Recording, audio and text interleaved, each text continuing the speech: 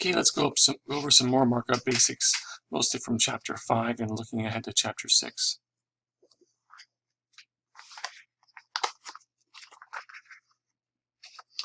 Chapter 6 is links, by the way, and it's a critical one we'll get into probably in this episode, maybe a little later. Okay, you should know these block elements. Headings 1 through 6, we'll usually only use 1, 2, 3, maybe 4 paragraphs. The 3 kinds of lists, we've gone over those already. You should know those and be able to use them pretty much without even looking at the book now. HR, which is called a paragraph level thematic break. Yes, it does make a horizontal rule, but that's not the idea. You should learn block quote. We'll be doing that one soon. It's for extensive quotes. You have a long passage that you take out of something, it separates it out as a block quote. You can, by the way, you can play with any of these anytime. Just go try them out. Just grab you some text and try it. ABBR we did already. These are some inline elements. Inline elements now. Remember block elements before. Put things in a separate line, separate chunk, out of the flow. Inline elements stay within the block element and go with the flow of the block element. They don't separate things out. They are in a line. So ABBR is one. B, which means keyword. The semantic meaning is keyword. You should know that. BR, which is a line break. It's to force a line to break. But we would only use it very rarely, like maybe to break the lines of an address when we want them displayed separately, but yet we feel like they're really part of the same paragraph. I don't want to see many of these in your stuff because it's too easy to use these to fake paragraphs and stuff, and that's not the idea. EM, emphasize, to say it with emphasis. I, to say it in a different voice or mode, for instance, a foreign word, could be used I. Strong means important. You should also learn small. We've already used it actually. It's for legalese such as copyright, like the fine print on the bottom of something. It's often separated out with an HR. Subscript, like chemical properties, H2O, or superscript like squared or cube. WBR, word break opportunity, you might use that. If you had a long word, you want to make sure it broke in a certain place instead of not someplace else. We won't use many of these others which are listed in your text, but you can read about them. Inline elements. Okay, sectioning and grouping elements. This is some stuff I really went through very quickly last time. And the thing is, you're not going to use them too much because they actually relate to grabbing chunks of things in order to use them in CSS. And we're not doing much CSS yet. But you should still learn them at this time. Your textbook doesn't really call these sectioning and grouping elements, but I want to call them that. Because they aren't inline elements, really, although some might behave that way. They aren't block elements, really, although they kind of grab blocks of stuff sometimes. They are, I think, their own section. The most common one is a div, which is block-like as generic. It just is grabbing chunks of stuff. Span is grabbing chunks of stuff within a block element. A div could grab blocks, entire blocks, or many blocks. A span can just grab smaller chunks of stuff inside a block element. Again, it's generic. These are old-fashioned, but they're very useful. This is what you use almost all the time when you're designating things to be styled. These and all other elements can be given an ID or a class. These are as attributes within the HTML, within the first tag. This is how we designate things with certain names and then style them in certain ways. We always use an equal sign, we always use a quotation mark, and then there's always an ID or a class has a word that follows it, which is the key word that we are using. And you just make those up and remember them. You should learn these and read about these. Article, figure, figure caption. Article and section kind of go together.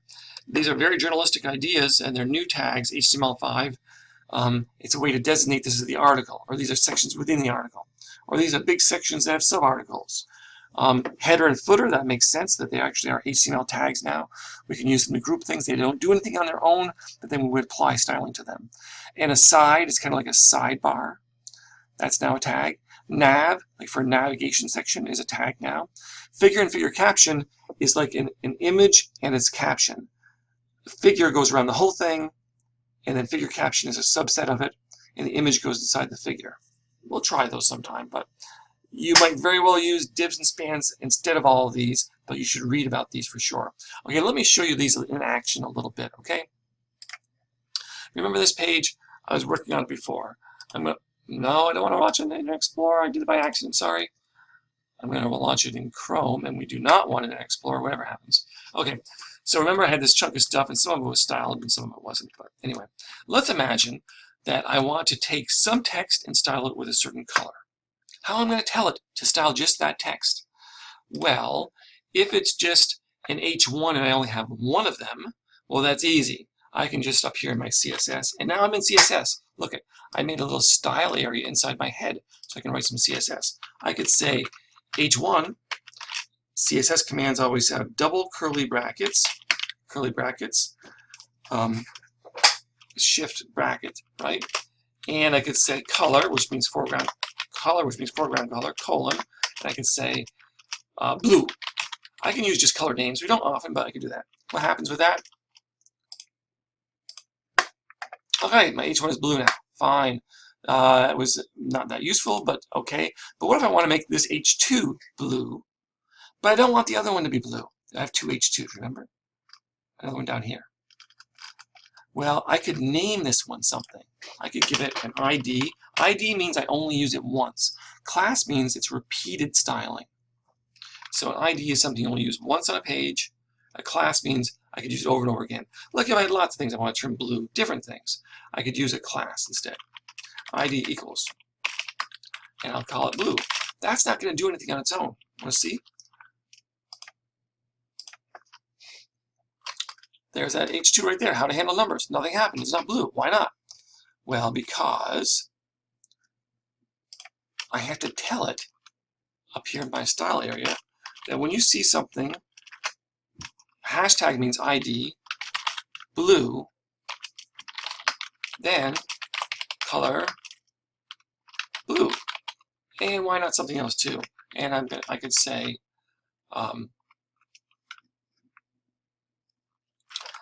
font size 3EM, which is pretty big. 3 times the normal size of a normal letter.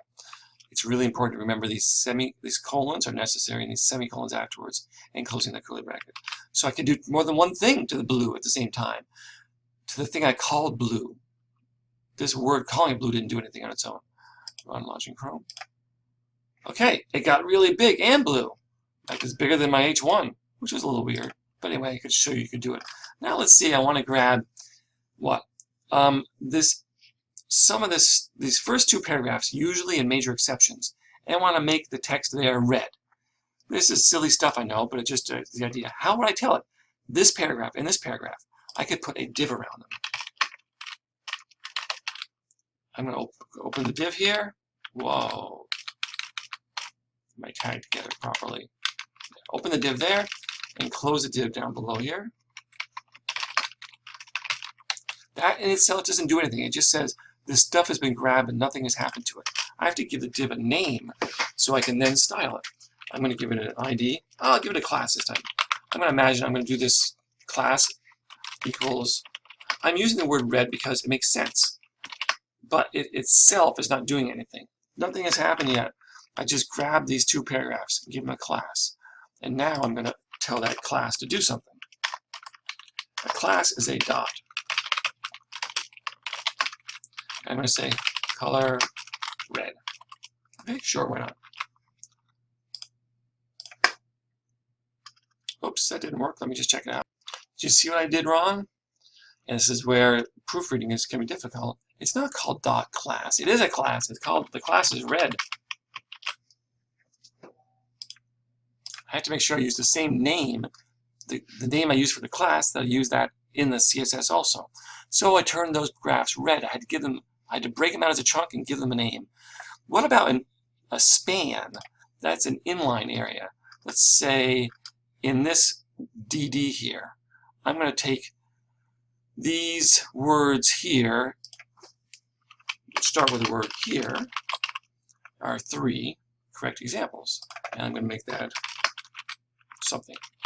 What should I do to it? Well, let's make it purple or something. Okay, why not? I have to give it, I'll give it an ID this time. Just a one-time purple. And I'll give it a name of George. Why George? It doesn't matter what name I use here. I just want to make sure you get that idea. As long as up here I use that same name, it would be kind of silly to use George. This would be a hashtag George and color purple. Is that how you spell purple? I think so. And I'm going to run it. And there's my purple. It doesn't show up really well, but there it is. So in other words, it's text within a block, a span.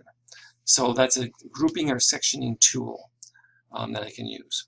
Okay, let's do a little bit more from the presentation. By the way, remember, all these presentations are available in PDF format for you to review also in the folder at the bottom of the week section. Special or escape characters have been mentioned already. There's a list in your text. You should review those, page 100.